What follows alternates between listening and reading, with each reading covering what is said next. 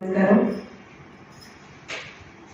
గత ఆల్మోస్ట్ వారం రోజులుగా తెలంగాణ రాష్ట్రంలో తెలంగాణ రాజకీయ ముఖ చిత్రంపై పాపం చాలా మంది ఏదో తెలుగుదేశం పార్టీ కొత్తగా వచ్చేస్తుంది, తెలుగుదేశం పార్టీ వల్ల మాకేదో నష్టం జరిగిపోతుంది, తెలుగుదేశం పార్టీ మళ్ళీ ఎట్లా వస్తుంది, తెలుగుదేశం పార్టీ ఎట్లా మళ్ళీ ఇక్కడ విస్తరిస్తుంది, ఇవన్నీ మాట్లాడుతూ ఇరు రాష్ట్రాల ముఖ్యమంత్రులు విభజన సమస్యల మీద మాట్లాడడానికి ఒక భేటీ ఏర్పాటు చేసుకుంటే దాన్ని కూడా అంటే అది యాక్చువల్గా రాజకీయ పరమైనటువంటి భేటీ కానే కాదు, కేవలం ఒక అడ్మినిస్ట్రేటివ్ భేటీ. అంటే ఇరు రాష్ట్రాల ముఖ్యమంత్రులు వాళ్ళ టీమ్స్ తోటి అంటే వాళ్ళ మంత్రులతోటి వాళ్ళ అధికారులతోటి ఒక టీమ్లుగా అక్కడ ఆంధ్రప్రదేశ్ రాష్ట్రానికి సంబంధించినటువంటి ఒక ప్రతినిధుల బృందం హెడెడ్ బై రాష్ట్ర ముఖ్యమంత్రి శ్రీ నారా చంద్రబాబు నాయుడు గారు, అలానే తెలంగాణ రాష్ట్రానికి సంబంధించినటువంటి ఒక ప్రతినిధుల బృందం హెడెడ్ బై తెలంగాణ రాష్ట్ర ముఖ్యమంత్రి శ్రీ రేవంత్ రెడ్డి గారు, వీళ్ళ ఆధ్వర్యంలో మొన్న ఒక ఇది మీటింగ్ జరిగితే వెంటనే నిజానికి కూడా ఆ మీటింగ్ జరగడానికి ముందరే పాపం కొంతమంది తొందరపడి ఒక కోయిల ముందే కూసింది అన్నట్టు మీ అందరికీ గుర్తే ఉంటారు. నిరంజన్ రెడ్డి గారు, సింగిరెడ్డి నిరంజన్ రెడ్డి గారు మాజీ మంత్రివర్యులు, ప్లానింగ్ కమిషన్ సభ్యులు అనుకుంటా, ఆయన జూలై 5వ తేదీన ఎందుకు మీకు డేట్ చెప్తా ఉన్నాను అంటే 6వ తారీఖున భేటీ ఏర్పాటు చేసుకోవడం జరిగింది.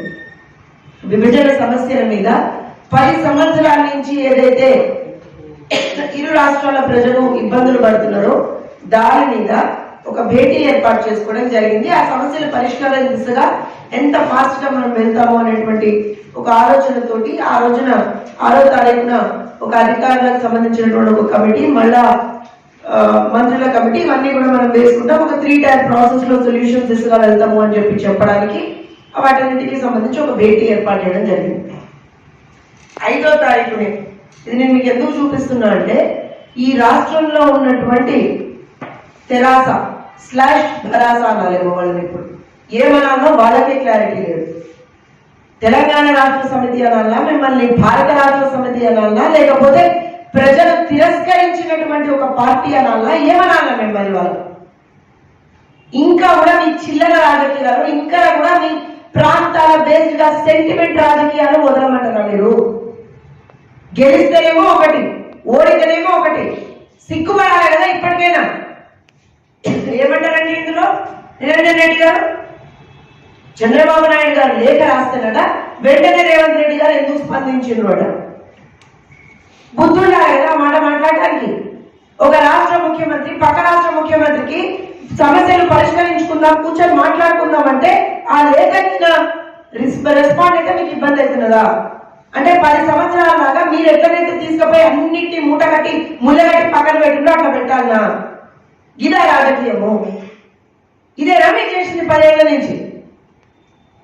మీ నాయకుడు కేసీఆర్ చంద్రబాబు నాయుడు గారిని 2014 నుంచి 2019 మధ్యలో ఆల్మోస్ట్ 3 నుంచి 4 సార్లు కలిసిండు. అప్పుడు ఇబ్బంది రాలే మీకు? అప్పుడు కనబడలే మీకు? ఇలా కొత్తగా చిలక పలుకులు దొరుకుతున్నారు బయటకు వచ్చి. ఐడెంటిటీ క్రైసిస్ లో ఉన్నారు నిరంజన్ రెడ్డి గారు మీరు కూడా. ఎందుకంటే వాటి రోజు ఆయన ఏం మాట్లాడతారు? ఒక రాష్ట్ర ముఖ్యమంత్రి చంద్రబాబు నాయుడు గారు లేఖ రాయగానే మీరు ఎట్లా స్పందిస్తారు, ఎందుకు స్పందిస్తారు? ఇంకా ఏం మాట్లాడతారు? ఏ కసరత్తు చేయకుండానే చర్చలకు వెళ్ళినాడు మీకు చెప్పిండ్రా? రేవంత్ రెడ్డి గారు వచ్చి మీ చెవుల గిట్ట చెప్పిండ్రా, లేకపోతే చంద్రబాబు నాయుడు గారు వచ్చి మీ చెవుల గిట్ట చెప్పిండ్రా? ఏ కసరత్తు చేయకుండా చర్చలకు పోయినాడు. మీ లెక్క చేపల పులుసులు తినడానికి పోలే, మీ లెక్క బిర్యానీలు తినిపించడానికి పిలువలే ప్రగతి భవన్లకు. అధికారుల బృందంతో పాటుగా with facts, with numbers, with data కూర్చున్నారు వాళ్ళు. ఇలా ఏమంటే చంద్రబాబు ఇలా లేఖ రాయగానే అలా రేవంత్ ఎందుకు తలూపుతున్నారు? చంద్రబాబు పంపిన లేఖ పైకి కనిపిస్తున్నది కానీ వారి మధ్య మాటామంతి రోజు నడుస్తున్నది. ఇప్పుడు తెలంగాణను పరోక్షంగా పాలిస్తున్న చంద్రబాబే, రేపు చంద్రబాబే నడుపుతున్నారు. ప్రగతి భవన్లో కాలు మోపడం ద్వారా హైదరాబాద్ లో నా పెద్దలం నడుస్తుంది, నాదే నడుస్తుంది అని పరోక్షంగా ఆంధ్ర ప్రాంతానికి తెలియజేయడం ఆయన ఉద్దేశం. తలకాయ తిరుగుతున్నదా ఏంటి అని అడగాల్సినటువంటి పరిస్థితి. బల చేకూర్చుకుంటాము, ఖచ్చితంగా మేము జెండా ఎగరేస్తాము అంటే నీకు ఎందుకంత భయం అవుతుంది? ప్రాబ్లం ఏంటి? ఎక్కడో పుట్టినటువంటి పార్టీ వచ్చి ఇక్కడ రాజకీయం చేయొచ్చు, తప్పులేదా కదా? ఢిల్లీలో ఉన్న పార్టీలను వచ్చి ఇక్కడ రాజకీయం చేయొచ్చు, తప్పులేదని. హైదరాబాద్ నడిబొడ్డులో పుట్టినటువంటి పార్టీ మాత్రం ఇక్కడ రాజకీయం చేయొద్దాడు. ఎవరు తెలంగాణకు వ్యతిరేకం? వీళ్ళందరూ కాదు తెలంగాణకు వ్యతిరేకం. ఆ రోజున ఉత్తర తెలంగాణకి ఇబ్బంది జరుగుతుందని చెప్పి బాబ్రీ ప్రాజెక్టు కోసం ఎవరు కొట్లాడారు? తెలుగుదేశం పార్టీ కొట్లాడింది, నారా చంద్రబాబు నాయుడు గారు కొట్లాడారు, తెలుగుదేశం పార్టీ శ్రేణులు కొట్లాడారు. తెలుగుదేశం పార్టీ అధికారంలో ఉన్నటువంటి సమయంలో అనుక్షణం ఈ ప్రాంతం ఆ ప్రాంతం అనకుండా, ఈ కులం ఆ కులం అనకుండా, ఈ మతం ఆ మతం అనకుండా ప్రతి ఒక్కరికి ప్రతి ఒక్క ప్రాంతానికి మంచి చేసినటువంటి పార్టీ తెలుగుదేశం పార్టీ. ఇవాళ తెలంగాణ ప్రాంతంలో ఏ మూలన్నా వెళ్ళండి, ఏ గ్రామానికన్నా వెళ్ళండి, ఖచ్చితంగా తెలుగుదేశం పార్టీ చేసినటువంటి అభివృద్ధి కనపడుతుంది. కొన్ని అన్అవాయిడబుల్ సర్కమ్స్టాన్సెస్ లో మేము మొన్న పోటీ చేయలే, మేమే అన్నాం కదా మేము పోటీలో లేమని చెప్పి. రేపు స్థానిక సంస్థల్లో మేము నిలబడతామని చెప్తా ఉన్నాము. ఖచ్చితంగా పార్టీని మేము రివైవ్ చేసుకుంటాము. మీ ప్రాబ్లం ఏంటిది? నేను అన్ని పార్టీని అడుగుతున్నాను. తెలుగుదేశం పార్టీ అనేటువంటి పార్టీ మీద ఎన్ని రోజులు విషయం చెప్పుకుంటా మీ బతుకు కొనసాగిస్తారు? ఎన్ని రోజులు? అబద్ధపు మాటలు, అబద్ధపు ప్రచారాలు, ఫేక్ ప్రచారాలు ఏది? ఇటనే చేసాడు పక్క రాష్ట్రంలో ఉన్న ఒక మహానుభావుడు 5 సంవత్సరాల పాటు ప్రజలు కాంగ్రెస్ చూపేసి ఈడ్చి కొడితే కలవకుండా పోతున్నాడు వాటి రోజులు. మీ దోస్తే కేటీఆర్ గారు, మీ దోస్తే, గురు శిష్యులు కదా మీరిద్దరు. ఇక్కడికి వచ్చి ఊరికే గురు శిష్యులు చంద్రబాబు నాయుడు గారు రేవంత్ రెడ్డి అన్నా కాదు. ఎవరి గురు శిష్యులో ప్రపంచం అంతా తెలుసు. ఇద్దరు కలిపి ఆడినటువంటి డ్రామాని ప్రపంచం అంతా తెలుసు. మేము ఒకటే చెప్తా ఉన్నాం, చంద్రబాబు నాయుడు గారు చాలా క్లియర్ గా మొన్న కూడా మళ్ళీ రీటరేట్ చేసిండ్రు. ఖచ్చితంగా తెలుగుదేశం పార్టీ తెలుగు ప్రజల కోసం పనిచేసేటువంటి పార్టీ. తెలంగాణ ప్రాంతంలో ఉంటాము, ఆంధ్రప్రదేశ్ లో ఉంటాము, అక్కడ అధికారంలో ఉన్నాము, అక్కడ ప్రజలకి మంచి చేస్తాము.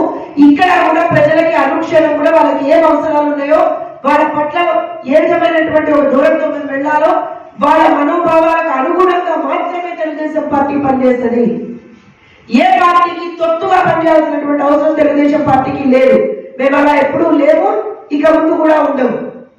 ఎవరెవరైతే తెలుగుదేశం పార్టీ గురించి కావచ్చు, నారా చంద్రబాబు నాయుడు గారి గురించి కావచ్చు అవాకులు చవాకులు మాట్లాడుతున్నారో, తెలంగాణలో ఎట్లొస్తారో అని అడుగుతున్నారో.